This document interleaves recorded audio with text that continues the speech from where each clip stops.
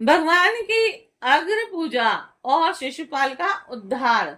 श्री शुक्रदेव जी कहते हैं कि परीक्षित धर्मराज युधिष्ठिर जरासंध का वध और सर्वशक्तिमान भगवान श्री कृष्ण की अद्भुत महिमा सुनकर बहुत प्रसन्न हुए और उनसे बोले।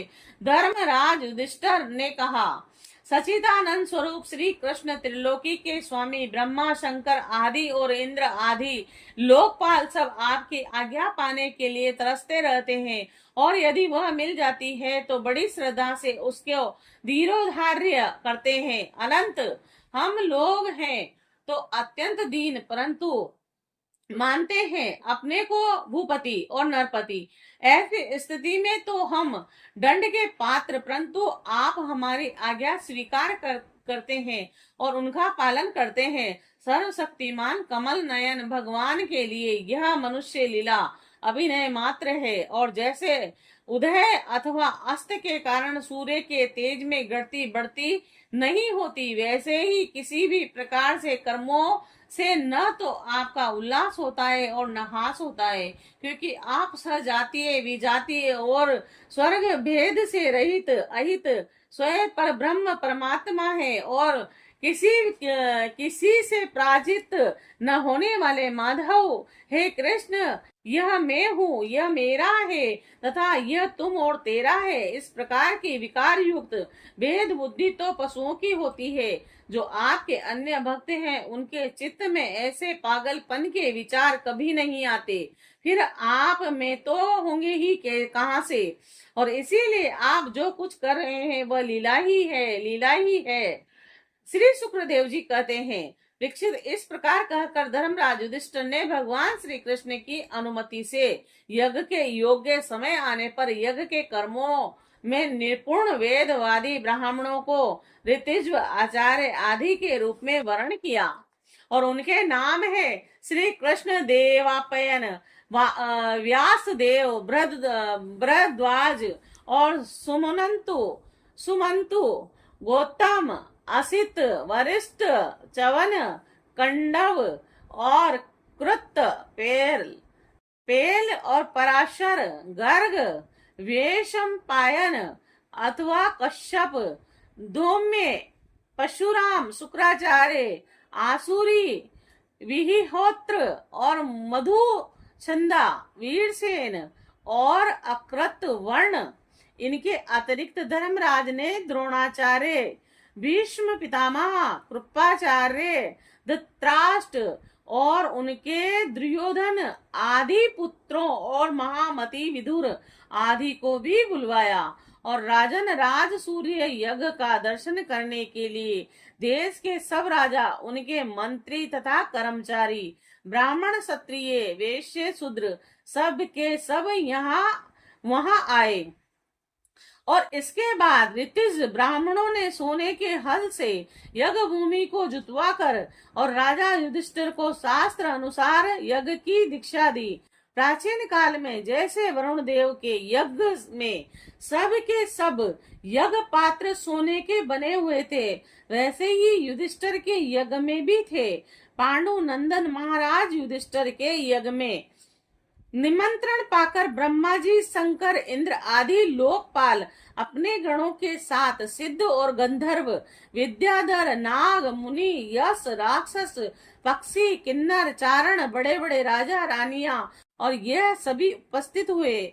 सबने बिना किसी प्रकार के कौतूहल के यह बात मान ली कि राज सूर्य यज्ञ करना युधिष्ठिर के योग्य ही है, क्योंकि भगवान श्री कृष्ण के भक्त के लिए ऐसा करना कोई बहुत बड़ी बात नहीं है। और उस समय देवताओं के समान तेजस्वी राजकों ने धर्मराज युधिष्ठिर से विधि पूर्वक राज सूर्य यज्ञ कराया, ठीक वैसे ही जैसे पूर्व काल में देवताओं ने वरुण से करवाया था। और सोमलता से रस निकालने के लिए महाराज युधिष्ठिर ने अपने परम भाग्यवान याजकों और यज्ञ कर्मों की भूल चूक का निरीक्षण करने वाले सदस्य पतियों का बड़ी सावधानी से विधि पूर्वक पूजन किया। और अब सभासद लोग इस विषय पर विचार करने लगे कि सदस्यों में सबसे पहले किसकी पूजा अग्र पूजा होनी चाहिए? जिनकी मति उतने मत, इसीलिए सर्व सहमति से कोई निर्णय न हो सका। और ऐसी स्थिति में सहदेव ने कहा, यदुवंश शिरोमणि भक्त वत्सल भगवान श्री कृष्ण ही सदस्यों में सर्वश्रेष्ठ हैं और अगर पूजा के पात्र हैं, क्योंकि यही समस्त देवों के रूप में है और देश काल धन आदि जितनी भी वस्तुएं और उन सबके रूप में यही है। और यह सारा विश्व श्री कृष्ण का ही रूप है। समस्त यज्ञ और श्री कृष्ण स्वरूप ही है। भगवान श्री कृष्ण ही अग्नि आहुति और मंत्रों के रूप में है। और ज्ञान मार्ग कर्म मार्ग यह दोनों भी श्री कृष्ण की प्राप्ति के ही हेतु हैं। सभासदों में कहाँ तक वर्णन करूं? भगवान श्री कृष्ण वह एक रस आदित्य ब्रह्मा है और जिनमें सजातीय विजातीय और स्वर्ग वेद नाम मात्र का भी नहीं है। यह संपूर्ण जगत उन्हीं का स्वरूप है। वे अपने अपने में ही स्थित हैं और जन्म अस्तित्व वृद्धि आदि 6 भाव विकारों से रहित हैं और वे अपने आत्म स्वरूप संकल्प से ही जगत की सृष्टि पालन और संहार करते हैं। सारा जगत कृष्ण के ही अनुग्रह से अनेकों प्रकार के कर्म का अनुष्ठान करता हुआ धर्म अर्थ काम और मोक्ष स्वरूप प्रसाद का संपादन करता है। और इसीलिए सबसे महान भगवान श्री कृष्ण की ही अग्र पूजा होनी चाहिए। इनकी पूजा करने से समस्त प्राणियों की तथा अपनी भी पूजा हो जाती है। जो अपने दान धर्म को अनंत भाव से युक्त करना चाहता है, उसे चाहिए कि वह समस्त प्राणियों और पदार्थों के अंतर आत्मा भेदभाव रहित परम शांत और परिपूर्ण भगवान श्री कृष्ण ही दान करे। और परीक्षित सहदेव भगवान की महिमा और उनके प्रभाव को जानते थे और इतना कहकर वे चुप हो गए। उस समय धर्मराज युधिष्ठिर की यज्ञ सभा में जितने सत्पुरुष उपस्थित थे, सबने एक स्वर में कहा, बहुत ठीक कहकर सहदेव की बात का समर्थन किया। और धर्मराज युधिष्ठिर ने ब्राह्मणों की यह आज्ञा सुनकर सभासदों का अभिप्राय जानकर बड़े आनंद से प्रेमोदक से विहल होकर भगवान श्री कृष्ण की पूजा की और अपनी पत्नी भाई मंत्री कुटुंबियों के साथ धर्मराज युधिष्ठिर ने बड़े प्रेम और आनंद से भगवान के पांव पखारे और उनके चरण कमलों का लोक पावन जल अपने सिर पर धारण किया। और उन्होंने भगवान को पीले पीले रेशमी वस्त्र और बहुमूल्य आभूषण समर्पित किए। और उस समय उनके नेत्र प्रेम और आनंद के आंसुओं से इस प्रकार भर गए कि वे भगवान को भली भांति देख कर भी नहीं सह सके। यज्ञ सभा में उपस्थित सभी लोग भगवान श्री कृष्ण को इस प्रकार पूजित और सकृत देखकर हाथ जोड़े हुए नमो नमः जय जय इस प्रकार के नारे लगाते हुए उन्हें नमस्कार करने लगे। जय हो श्री कृष्ण की, जय हो अनंत की। उस समय आकाश से स्वयं ही पुष्पों की वर्षा होने लगी और परीक्षित अपने आसन पर बैठा हुआ शिशुपाल ये सब देखकर सुन रहा था। शिशुपाल का उद्धार। राजा परीक्षित अपने आसन पर बैठा हुआ शिशुपाल यह सब देख रहा था। भगवान श्री कृष्ण के गुण और सुनकर उसे क्रोध आया और वह उठकर खड़ा हो गया और वह बड़ी सभा में हाथ उठाकर बड़ी असहिष्णुता किंतु निर्भयता के साथ भगवान को सुना कर अत्यंत कठोर बातें कहने लगा। सभासदों, श्रुतियों का यह कहना सर्वथा सत्य है कि काल ही ईश्वर है। लाख चेष्टा करने पर भी वह अपना काम करा ही लेता है और इसका प्रत्यक्ष प्रमाण हमने देख ही लिया। यहाँ बच्चों और मूर्खों की बात से बड़े बड़े वयोवृद्ध और ज्ञान वृद्धों की बुद्धि भी चकरा गई। पर मैं मानता हूँ कि आप लोग अगर पूजा के योग्य पात्र का निर्णय करने में सर्वदा समर्थ हैं। इसीलिए सद स्पतियों, आप लोग बालक सहदेव की यह बात ठीक न माने कि कृष्ण ही अग्र पूजा योग्य है। यहाँ बड़े बड़े तपस्वी विद्वान व्रतधारी आज्ञा के द्वारा अपने समस्त पाप तापों को शांत करने वाले परम ज्ञानी महर्षि ब्रह्मनिष्ठ तथा आदि उपस्थित है। इनकी पूजा बड़े बड़े लोकपाल भी करते हैं। यज्ञ की भूल चूक बतलाने वाले तथा उन सद संपत्तियों को छोड़कर यह कुल कलंकु ग्वाला भला अग्र पूजा का अधिकारी कैसे हो सकता है?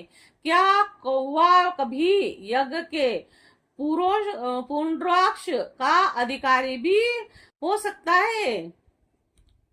न इसका कोई वर्ण है और न तो आश्रम कुल और भी ऊंचा नहीं है। सारे धर्मों से यह बार है। वेद और लोक मर्यादा का उल्लंघन करके मनमाना आचरण करता है और इसमें कोई गुण भी नहीं है। ऐसी स्थिति में यह अग्र पूजा का पात्र कैसे हो सकता है? आप लोग जानते हैं कि राजा ययाति इसके वंश को श्राप दे रखा है और इसीलिए सत पुरुषों ने इस वंश का ही बहिष्कार कर दिया है और यह सब सर्वदा व्यर्थ मधुपान में आसक्त रहते हैं। फिर भी यह अग्र पूजा के योगी कैसे हो सकते हैं?